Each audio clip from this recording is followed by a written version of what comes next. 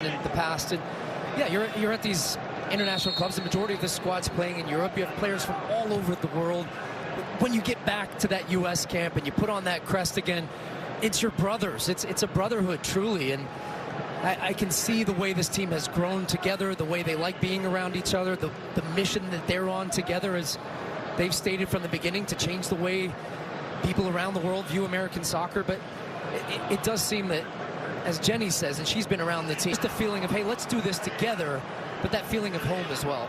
Errant pass there. That was Chris Richards just sailing it a bit too tall for Anthony Robinson. It is a narrow field here at AT&T Stadium, 70 yards wide. That's pretty consistent. The buildings just don't have the width, the footprint they call it, to have a fully wide 75-yard field. This man down for Bolivia here. It was Medina that was caught by Pulisic. It's part of why a lot of these stadiums, like AT&T here in Arlington, Texas, they're going to have to actually do construction work ahead of the 2026 World Cup to create the space for a fully 75-yard wide field that's required by FIFA for the World Cup. You see Pulisic just coming through the back of Diego Medina. Yeah, so you could hear Greg Berhalter. I was just about to say it. They've got to step up, and he's screaming up, up, up.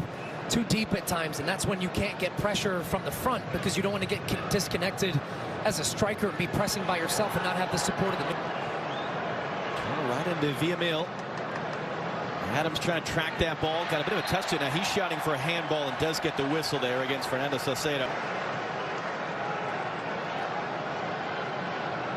And yet one of the things to this idea of the brotherhood and how well these guys get along, they're not afraid to get into one another. And we've heard that. Players have said it's important to be able to hold each other accountable, particularly coming off the back of that worst loss of the Greg Berhalter era to Colombia, bouncing back to get a second ever result against the five-time world champions Brazil. And we've seen that a little bit early with some of these errant passes. There's a little bit of that's the perfect harmony of a team, when you have a team that is close off the field and close enough on the field that you hold each other accountable, because you want to win. That's why you're here, team. You're a competitor. Pulisic can't take this in stride from Adams' touch. He'll chase it down. He's got Anthony Robinson in support. McKennie wants it. McKennie, can he get there to the byline? He able to get that touch. Hakeem knocks it in behind the U.S. corner. McKennie limping a little bit after that play. It looked like he had to extend with his left leg. Although I couldn't quite tell from here. It looked like he gave a thumbs up to the bench. But a couple of times you've seen him making that run from the midfield, darting in behind, trying to get towards the end line, getting in behind the back line to cut it back. Pulisic once again to take fourth U.S. corner. Into the near post, couldn't get it past the first man. Robinson knocks it down. Resets for Weah. Let's keep half an eye on Weston McKennie here for the next few minutes. And we know there's a planned substitution at halftime for Tyler Adams. As he builds up his fitness. Long switch alley for Pulisic, knocked away by Medina. Good burst of speed by Gio. Already accelerating as that ball came off the head of the defender there to make sure out there first. It's a bit of what Clint Dempsey, you heard him talking about in the studio, this evolution of Gio Reyna. First with this team, you see him as a winger, even with Borussia Dortmund. Now seeing him inside as a part of the midfield three. That comes with added responsibility defensively and offensively, different positioning, a little bit of back to goal. So right now you see him a little bit deeper, trying to set the tempo, so good on the ball. Knows when to pick it up. But oh boy, what a terrible tackle that is. My goodness. Yellow card shown.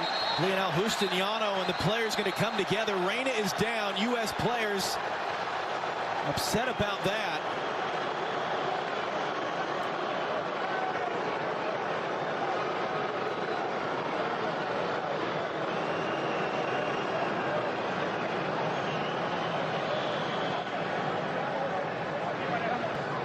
Concern right now is for Gio Reyna. He's still down, holding the back of his right leg.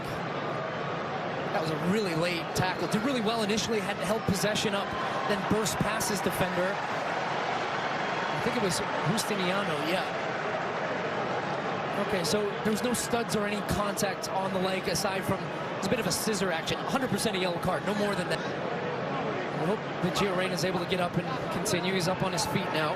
And they're not afraid to go in for a hard tackle. There was a tackle in their last warm-up against Colombia that sparked a brawl and a player from each team was sent off. It was Salcedo in that instance. It's Justiniano who gets the yellow card in this instance. Good to see Reyna back up on his feet. And it's interesting, Bolivia is taking this opportunity for a de facto hydration break and a little bit of a reset conversation with Antonio Carlos Zago, their manager. That's what Christian Pulisic's actually saying right now to the referee. He's saying, hey, come on, it's not a timeout here.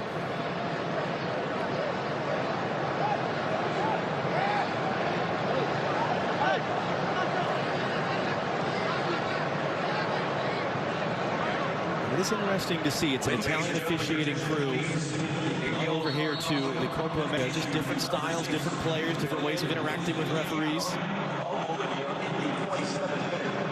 Ball there from Richards, too far. Tim Wade made a nice run there.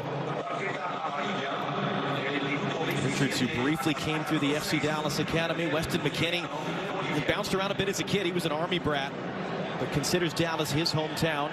And there's a handful of players in this U.S. roster who spent time with FC Dallas in their youth. As Adams swinging a miss there. Want to lob that forward. Miscontrolled tight cover in front of Weah.